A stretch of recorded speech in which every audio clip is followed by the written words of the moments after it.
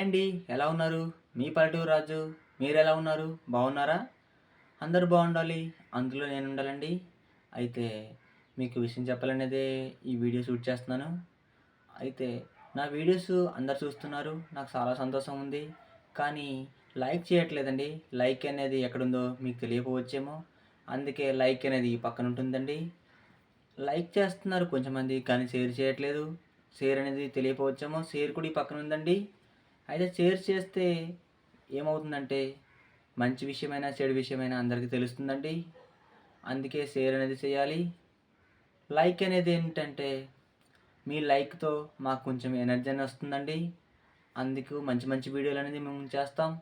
Subscribe అనేది ఎందుకంటే మేము ఏం వీడియో చూసినా చేసినా మీకే ముందు వస్తుందండి.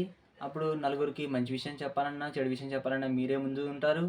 అందుకే లైక్ చేయండి, షేర్ చేయండి.